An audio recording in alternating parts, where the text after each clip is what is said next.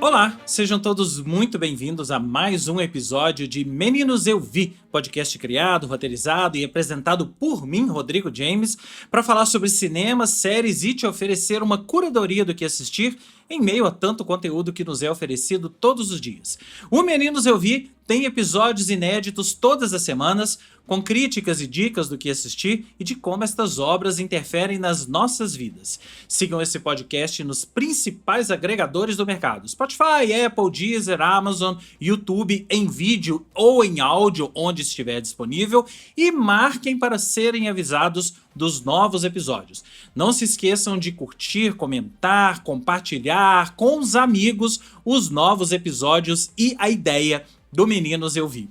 Para falar comigo, você já sabe, basta mandar uma mensagem através da caixa de comentários do Spotify ou diretamente para mim através do meu site cotonizio.com.br, cotonizio com C e S, através das minhas redes sociais, @Rodrigo James no X, no Threads, no Instagram, ou me procure como Rodrigo James no Blue Sky, ou finalmente através do YouTube. Comente aí no YouTube, caso você esteja ouvindo esse episódio por essa plataforma. Aproveito também para convidar todos vocês para seguirem a minha newsletter chamada Mala, com notícias, críticas e uma curadoria de notícias de cultura pop e entretenimento que eu solto todas as sextas-feiras para os e-mails cadastrados. E considere também ser um apoiador pago. A Mala e esse podcast fazem parte do mesmo núcleo de produção de conteúdo independente. É muito importante nesse momento a gente fortalecer a produção de conteúdo feita de forma independente, que não depende de redes sociais,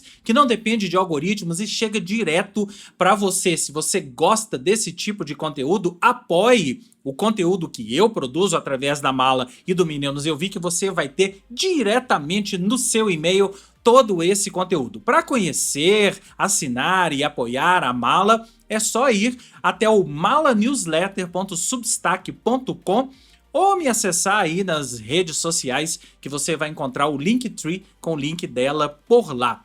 Por fim, eu tenho que saudar os ouvintes da 98 News, a primeira rádio 100% notícias, feita 100% em Belo Horizonte, filha caçula do grupo que já comanda a 98 e a CDL-FM, as duas rádios das quais eu também faço parte. Esse podcast é veiculado na 98 News todos os sábados ao meio-dia e domingos às 8 da manhã, em vídeo ou em áudio, onde estiver disponível. Agora sim, vamos ao filme da semana. O filme que já começou provocando polêmica essa semana, tô gravando isso aqui depois do Globo de Ouro, é Hamnet.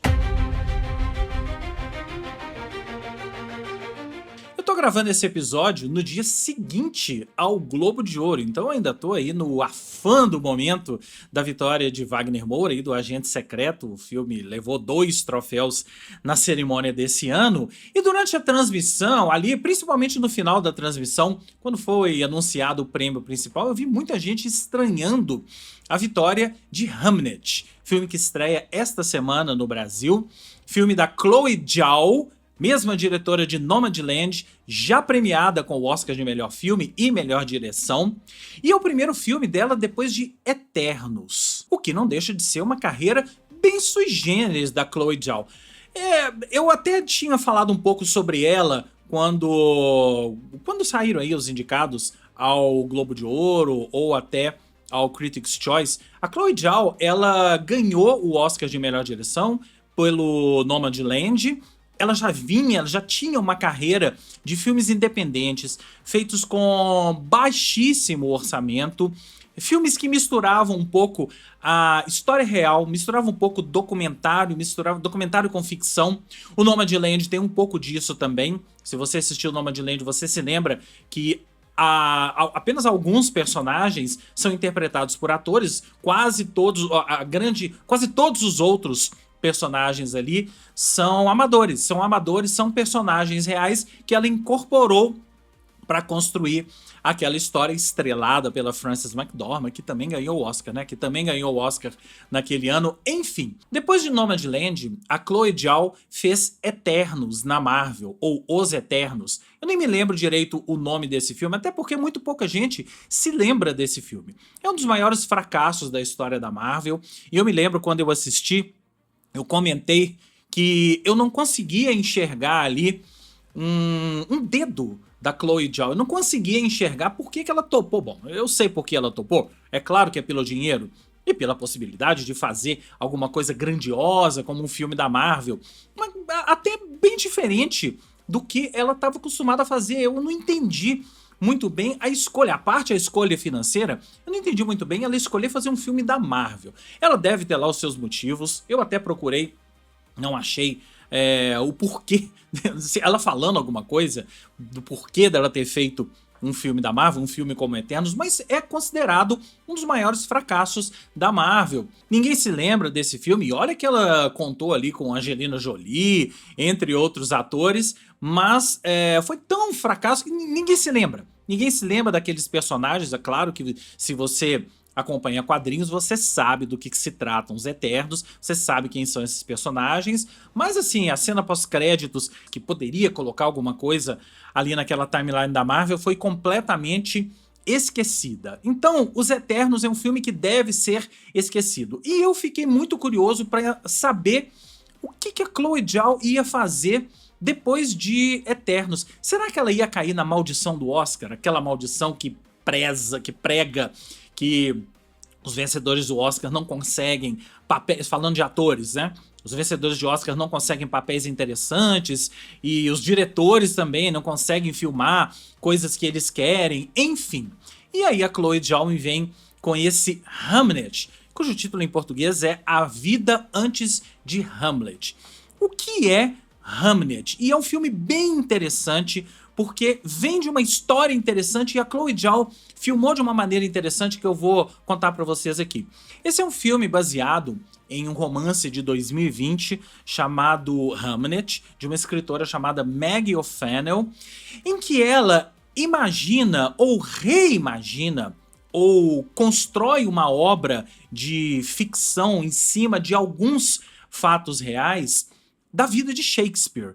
Mas quando eu tô dizendo que ela constrói uma obra de ficção em cima de alguns fatos reais, é porque a parte de ficção é muito maior e muito mais forte do que o real nessa história. Até porque o real nessa história, o real da vida de Shakespeare, é muito pouco, tem muito poucas informações pra gente saber até onde aquilo é verdade, até onde a Maggie O'Farrell e agora a Chloe Zhao foram no âmago da história, foram na realidade da vida de Shakespeare. Qual é a premissa do filme? É o jovem Shakespeare que é nomeado desde o início do filme como Will, então em momento algum no início do filme, os 2 terços do filme, os 2 primeiros terços do filme, a palavra Shakespeare aparece. Então ele é o jovem Will, vivido pelo Paul Mescal, um grande ator. Paul Mescal é um cara que já tem muitos serviços prestados ao cinema, desde a série Normal People. Às vezes ele escorrega, por exemplo, Gladiador 2, eu nem gosto tanto da performance dele, até porque eu não gosto do filme. Mas enfim, é um grande ator. E o jovem Will se apaixona pela jovem Agnes. Agnes é o nome que está no livro e pode sim ser o nome da Anne Hathaway, homônima da atriz Anne Hathaway, que é a esposa de Shakespeare, do William Shakespeare, agora não mais do Will, mas do William Shakespeare. Eles se apaixonam ali nos anos 1600. Ela é uma que os americanos gostam de chamar de free spirit, então ela não se enquadra muito nas regras, ela vive ali nas florestas com um falcão, ela tem um falcão que ela solta aquele falcão e o falcão volta para ela gosta muito de ficar ali na natureza e ela acaba conhecendo o jovem Will, que dava aula ali de inglês, gramática, alguma coisa, para os meninos da região. E acabam se apaixonando, acabam casando, até com um pouco de rejeição por parte da família dela. A família dela não queria que ela casasse com o jovem Will, mas eles acabam se casando e o jovem Will é um jovem escritor e a gente vai vendo passagens no filme de ele escrevendo até com uma personagem, utilizando uma personagem chamada Julieta, né? Então, os sinais já estavam ali, a Chloe Zhao e a Maggie, no livro, vão colocando essas coisas ali, nos mostrando todo o amadurecimento da relação dos dois, todo o amadurecimento de William Shakespeare, de como ele era esse jovem e foi se tornando o grande William Shakespeare. Mas isso assim, de uma forma muito sutil, porque esse não é o cerne da questão aqui. Esse não é o foco de Hamnet, o filme e o livro. O foco dessa história é a Agnes, é a personagem Agnes. E tem um outro foco muito importante, que é o pano de fundo, nem tão pano de fundo assim, que é o luto. A história desse filme gira em torno... os dois tiveram 3 filhos, 2 meninas e um menino. O menino é o caçula. E era, de certa forma, a gente vê no filme, o filme coloca isso muito bem, era o xodó de William Shakespeare, do Will. E esse menino acaba morrendo numa daquelas pestes que acabavam assolando ali a Inglaterra e a Europa naquela época. A gente não sabe direitinho que peste é, a gente sabe que ele pega uma doença e acaba morrendo. Nessa época, o casal já estava separado, entre aspas, não separado, divorciado, etc. Mas o Will já havia mudado para Londres para seguir carreira no teatro, para seguir a carreira que o tornou famoso e que o tornou o William Shakespeare que a humanidade conhece. E ela, a Agnes, passou por muitos perrengues, passou por esses perrengues de doença e cuidava dos filhos com o auxílio da família dela, da família dele. Ele voltava muito pouco para ali, para a cidadezinha, para a vila onde eles moravam, até que acontece essa tragédia. E veja bem, eu estou falando aqui tragédia e linkando com Shakespeare. Acontece essa tragédia, o filho morre e o filme se transforma. O filme se transforma e a gente aí entende do que se trata. É um filme sobre luto, é um filme sobre perda, é um filme sobre como lidar com esses sentimentos que muito pouca gente sabe lidar. A gente aprende na marra e a gente vê no filme que o Will e a Agnes aprenderam na marra como lidar com isso e cada um lidando da sua forma. Ela, num primeiro momento, acaba rejeitando o marido, ela briga com ele, mas depois ela entende que é o jeito dele. Cada um tem uma maneira de lidar com a perda. O Will volta para Londres e vai escrever uma peça, e de repente ele escreve uma peça chamada Hamlet, e o filho deles chamava Hamnet, com N, que é o título do filme, e o Shakespeare escreve a peça chamada Hamlet, levemente inspirada nessa história dele, né? na perda do filho. Quando eu digo levemente inspirada, é que quem já leu Hamlet, ou quem já assistiu filmes, adaptações de Hamlet, sabe que tem um quê disso que eu tô falando. Não é exatamente sobre a história ali da perda do filho dele, mas ele usa o artifício do teatro, ele usa a arte, e aí está um outro grande tema desse filme. Ele usa a arte para tentar sair desse luto, tentar fazer com que a vida seja um pouco mais agradável para ele. Ele usa a arte ele coloca ali no papel e no teatro e nos atores que interpretam aqueles personagens a sua visão de como lidar com o luto, uma visão completamente diferente da Agnes, mas que no final, e eu não vou contar o final do filme para vocês, mas é uma coisa muito emocionante. Não só a sequência final do filme, mas o final mesmo, que eu tava lendo aqui, e até eu vi uma entrevista da Jessie Buckley, ou da Chloe Zhao, não sei, dizendo que ela... Não, foi da Jessie Buckley. Ela dizendo que até aquele momento, até o dia da filmagem, nem ela, nem a Chloe sabiam como eles iam terminar, como elas iam terminar aquele filme. Qual era... o que simbolizaria muito bem aquela passagem toda essa história, o que simbolizaria muito bem toda essa luta por levar adiante a vida diante do luto. É uma coisa. E aí elas constroem uma coisa, e a Jessie Buckley fala que veio a ideia na hora, ela mostrou pra Chloe e elas toparam, e realmente eu acho que foi um final muito apropriado. É um final que não é muito claro o porquê, para algumas pessoas, pode não ser, mas eu entendi, eu acho que só quem passou por luto, e eu posso até dar um depoimento pessoal aqui para vocês, eu já perdi pai, já perdi mãe, sem falar em outros familiares e amigos e tal, mas eu acho que a perda de pai e mãe, bom, eu não tenho filhos, então eu nem consigo imaginar o que é perder um filho, mas eu acho que quem já passou por isso e for assistir esse filme vai ter momentos difíceis, vai viver momentos difíceis aí diante da telona, diante da sala de cinema, porque eu imagino que deve ser a pior dor do mundo para uma mãe, para um pai, eu acho que até mais para a mãe do que para o pai, perder um filho. Mas voltando, eu já perdi alguns entes queridos, pai e mãe, e o processo de luto não é um processo muito simples.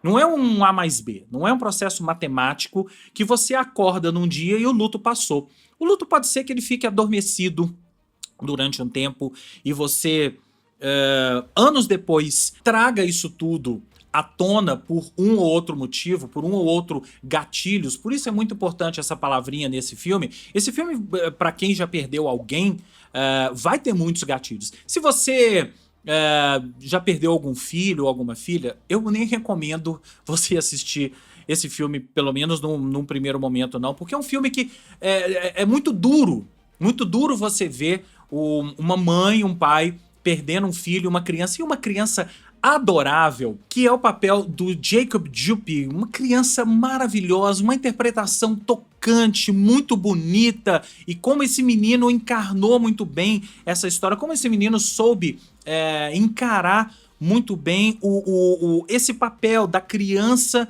doente e prestes a perder os pais. Não é uma coisa muito fácil para uma criança de, sei lá, 5, 6 anos, que é a idade dele, talvez seja um pouco mais velho, tá? Mas não é um papel muito fácil. Então todos esses elementos colocados à prova aqui no filme tornam Hamlet um filme um pouco difícil para a maioria das pessoas que já perderam luto. Voltando então à história do luto que eu estava dizendo, o luto não é matemático. Você pode viver um luto durante um período e encontrar formas de se livrar não é o termo certo, encontrar formas de passar por cima disso tudo, de deixar o luto para trás, mas ele pode voltar, como eu já falei. Eu encontrei formas diferentes, tanto no meu pai quanto na minha mãe. Eu encontrei formas diferentes, os tempos foram diferentes, e por isso mesmo, quem já passou por isso entende muito bem a diferença dos dois personagens, a diferença de Agnes e Will. Agnes está muito mais ali, vivendo aquele luto, dando de cara com ele, tomando esse tapa na cara e convivendo ali diariamente com as filhas que sobraram, né, as filhas que ainda estão vivas, e convivendo diariamente com todos os cheiros, com todos os momentos, olhando e enxergando o filho em algumas passagens e tendo que conviver com isso de uma forma muito dura. O Will, o Shakespeare, já é diferente. Ele escolhe a arte. E é uma escolha também não muito usual, é uma escolha também não muito fácil, não é muito fácil até para a Agnes aceitar, e eu percebi isso nos olhares, e calma que eu vou falar sobre olhares daqui a pouco, eu percebi isso nos olhares da Jessie Buckley, que ela trata isso de uma forma bem diferente. Ela, no primeiro momento eu acho até que ela rejeita a forma com que o Will escolhe para poder passar por esse luto, para poder deixar esse luto para trás. Mas depois, e é nessa sequência final, que eu acho que é onde o filme se encontra e onde o filme se completa, é nessa sequência final que a gente percebe que não só ela também está deixando o luto para trás, ela também está conseguindo passar por isso, ela tá conseguindo olhar pra frente e caminhar, como ele também. E tem um momento muito bonito nessa sequência, eu tô batendo na tecla dessa sequência final, porque realmente é ali que o filme se encontra. E tem um momento muito bonito em que ele olha pra ela, eu nem lembro se ela olha pra ele, mas ele olha pra ela, ele enxerga de certa forma que ela está conseguindo entender o momento dele, ela tá conseguindo entender o porquê de ele estar fazendo aquilo, o porquê de ele ter escolhido a arte para passar por esse luto. É um filme sobre isso, não é um filme muito complexo, eu achei que fosse um filme até mais complexo, até por lidar com Shakespeare, por lidar com literatura, lidar com teatro, lidar com Hamlet, que é um dos grandes clássicos da literatura, de Shakespeare, do teatro e tal, por lidar com isso. Eu achei que fosse um filme complexo, mas a escolha de todo mundo nesse filme em transformar essa história num filme simples e num filme que arrebata a partir de poucos olhares, a partir de poucas falas, aliás, muito poucas falas, eu acho que no final a gente entende muito bem que foram as escolhas perfeitas não só para o filme, mas também as escolhas daqueles personagens, principalmente da Agnes e do Will. Por fim, não há como a gente falar desse filme sem as interpretações do casal central. Eu já falei do menino, do Jacob Juppé,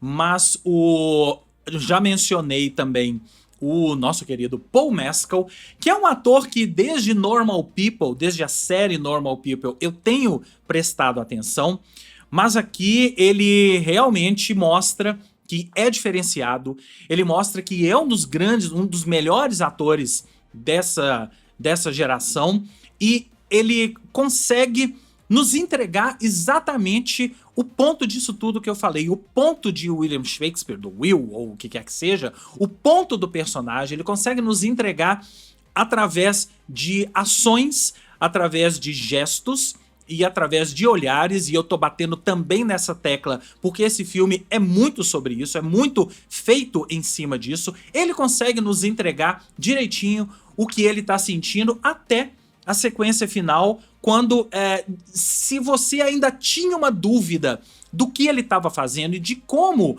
ele estava escolhendo a arte para curar desse luto, para deixar o luto para trás e para poder olhar para frente, nessa sequência final a gente entende tudo e a gente até aplaude o que ele tá fazendo, porque não são muitas as pessoas, não são muitas as famílias que entenderiam o fato de uma pessoa como ele, como Will, como Shakespeare, usar a arte, usar a literatura para passar por cima disso tudo. Agora, o filme é da Jessie Buckley.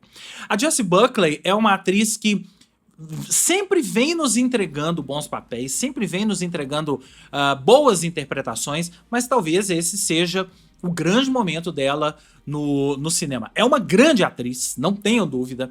É também uma grande atriz, eu acho até melhor. Acho que a performance dela é até melhor do que a performance do Paul Mescal.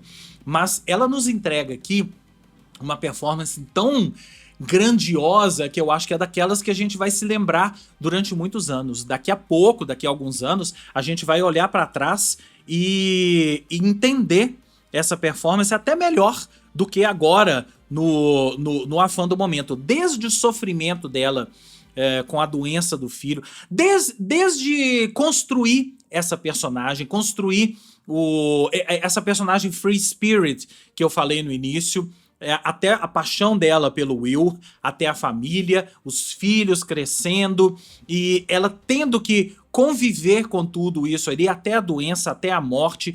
E a Jessie Buckley, e eu tava lendo isso também, ela foi muito econômica e ela combinou isso com a Chloe Zhao. Vários dos diálogos que estavam no roteiro, ela foi suprimindo. Ela virava para a diretora e falava, eu acho que eu não preciso dizer isso. Eu acho que eu posso dizer isso só com o olhar. Eu acho que isso não precisa ser dito. Acho que isso tá subentendido. Acho que isso não precisa que eu verbalize. E eu acho que foi uma atitude, eu acho que foi uma escolha, ou foram escolhas muito conscientes da parte da da Jessie Buckley, porque ela sabe do seu potencial, sabe que é capaz e ela entregou. Na verdade, ela não entregou. Ela entregou muito mais do que qualquer pessoa poderia esperar. Quando eu falei de valor sentimental, eu até mencionei aqui Hamnet, quando eu falei da performance da Renate Reinsve, que a Renate Reinsve poderia ganhar o Oscar e daquele momento, até pra mim, ela era a favorita junto com a Jessie Buckley. Hoje eu não tenho dúvida, a Jessie Buckley é a grande favorita pro Oscar. Eu tô gravando isso aqui no dia 12 de janeiro. As indicações pro Oscar saem no dia 22. Essas duas com certeza vão estar entre as indicadas a melhor atriz, mas a Jessie Buckley ela vai ganhar todos os prêmios. Eu não tenho dúvida disso. Ela nos entrega uma performance tão transcendental, tão importante e que lida de uma forma tão bonita com todos esses sentimentos que eu falei e principalmente o final.